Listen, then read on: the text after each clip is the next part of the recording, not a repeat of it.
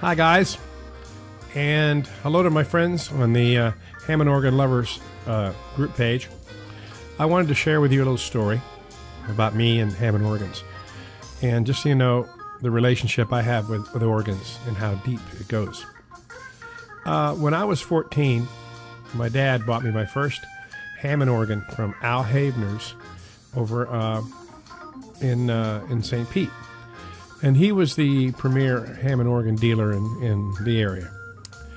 We spent, I believe, $1,600 on it.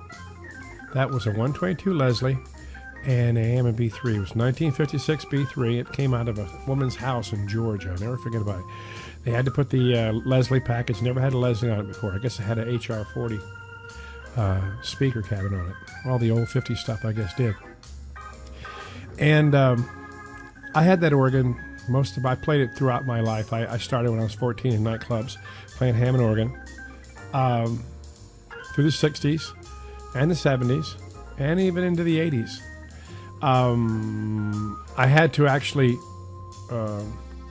when we came back from California, I had to actually sell that organ to help my family. My dad got sick and I had to sell all my equipment. And for a year, I didn't play music. And it was a pretty depressing time. You know, I had to do regular jobs, construction jobs, whatever I could to feed my family, help my family along. I guess I was about 20 years old at the time. This is when the story gets interesting. I was at Paragon Music one day, talking to Dickie Rumori, who owns Paragon Music, good friend. And I was kind of down in the dumps. And I said, Dickie, you know, I like all these keyboards and synthesizers and stuff. He said, but, you know, I would give anything to have a Hammond B3 again. He says, I got one.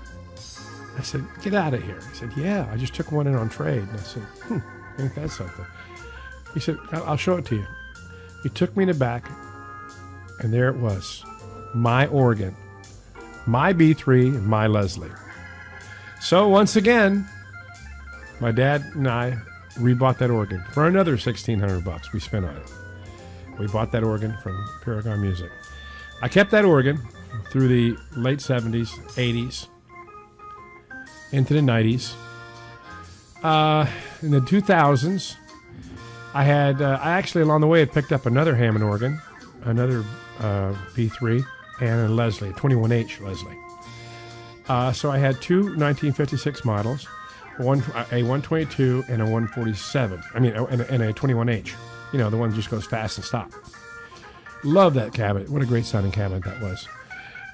Well, things got bad in 2000s, and I had to, about 2007, I actually had to sell both organs and Leslie's. Pretty much gave them away. You know, gave them away. And that was like giving up a child. You know, it was very difficult for me to do. And the story continues. A couple years ago, I read an ad in a I think it was Craigslist, talking about a Hammond B3 in South Lakeland. So for the heck of it, I drove out there and saw it. And the guy said, "Yeah, man, this is an older. It's all beat up." He said, "But it sounds great." I went back there, and wouldn't you know it, there's my organ again. It pops up. But this time, this guy wants like $3,000 for it. And I didn't have $3,000, so. But I had a chance to play my original organ again and touch her again. And the only thing I can figure is that if I live long enough, she'll probably come back around. She was like meant to be with me. And I guess sooner or later, she will come back to me. That's just how much I love a Hammond B3. Now, I have an A100 now and a modified 760, and they're okay. But it's still not a B3. You know, I want a B3. I really do. And if there is a supreme being, I'm asking, or any kind of power around me, I'm asking that one day I am able to actually have a Hammond B3 under my hands again. That would make me very, very happy. So that's my story for today, guys. The story of Funkman and his Hammond B3.